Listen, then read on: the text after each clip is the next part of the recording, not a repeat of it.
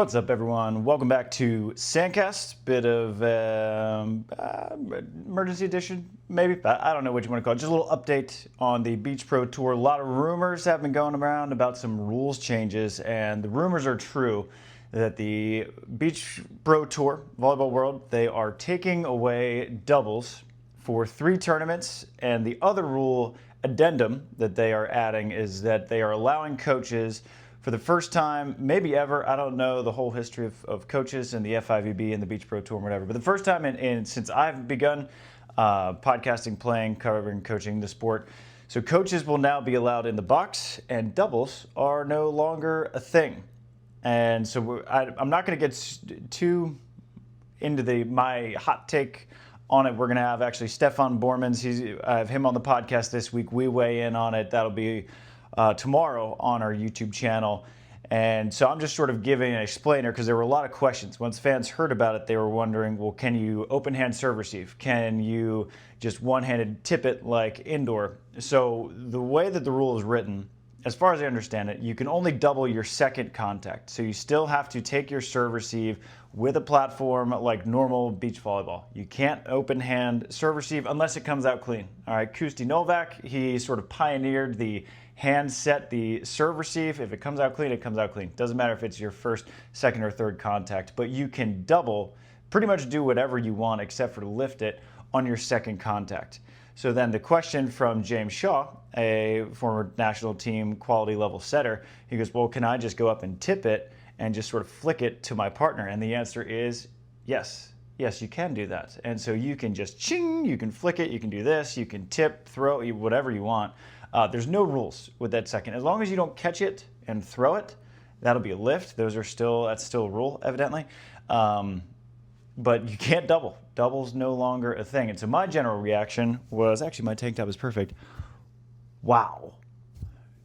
Which I don't, so the reason that these rules, anytime that the FIVB changes rules, modifies rules, the intent of it is to make the level of play higher. So by shortening the court, it made rallies more common. And they thought rallies were more exciting. When they changed it from side out to rally scoring, made the matches move along a lot quicker, made it a little bit more fit for TV. So there's always a reason behind it. I don't really totally understand the reason behind the doubles. As it was explained to the players, they said it'll extend rallies. I think it'll actually do the opposite. I think it'll shorten rallies, because when you're in a situation where otherwise would be a really difficult set to make, which would end up in an out-of-system situation, now you can just get up there and just do whatever. You can jungle ball your way back into a pretty hittable position, and then there's going to be a common argument, well, nobody likes to hit a spinning set or a doubled set. To that, I just don't understand the argument, because as a hitter, I didn't care if someone doubled it. I didn't care if it was spin it. If it had the right tempo and it had the right location, I was going to hit it. I didn't care how it came out of your hands. And so I don't really know. I've yet to talk to a single player who has looked at this rule and said, that's a great idea. And I've actually heard from a couple players who said that maybe we should just call it ourselves for the through the first technical timeout. And then, of course, as it gets closer to the business end of those sets, it's going to be a little bit more, players wouldn't have as much accountability towards their own doubles. I've heard players say, let's just mangle it and make it look so bad that they have to take it away. So I don't think that the doubles is going to stay in the long run. So it's going to be tested in Stade, and then it will be in Hamburg and Montreal, I believe, are the 3 test events. I could be wrong on those 3, but I believe it will start in Stade. I know that for sure, as will the coaches in the box. Now, if the intent for these rules is to elevate the level of play, I do think that having a coach in the box able to help you make strategic adjustments and just sort of help you balance your emotions, I think that will actually increase the level of play. Will it take a lot of the chess match off of the players? Yes. And so I'm not super strongly opinionated either way. I know as coaches, a lot of them look at it as, let's just see who prepared our athletes the best to play. And they take a point of pride in that. And Stefan, as you'll hear from him, he wants the coaches to stay out of the box.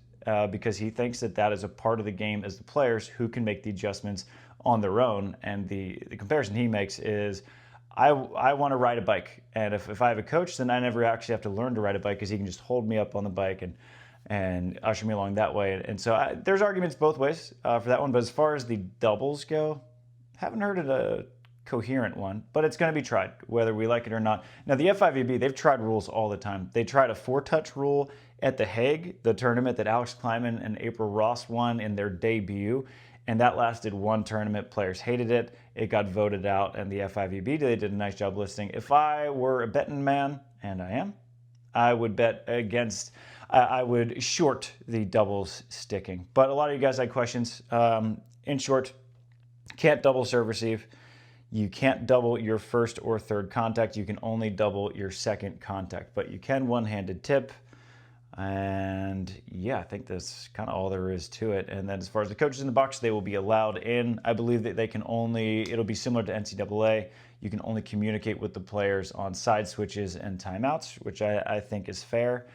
So we'll see. The players seem kind of split, not super strongly opinionated on the coaches in the box. I think some think it's a good idea, some think it's not a great idea, but nobody's passionate about either way.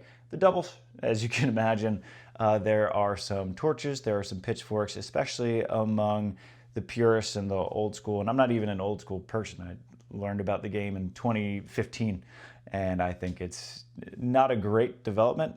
And I think it's, I don't think it's going to last too long. So those are the rules coming down the pipe. Those will be in Stad. And again, me and Stefan, we chat about it on our podcast. That drops Wednesday. I have a little snippet clipped out, us just chatting about the new rules. That drops on Tuesday. So I will see you there and shoots. Also, I mean, how great is this tank top? Shout out Jake Nuts for getting that to me.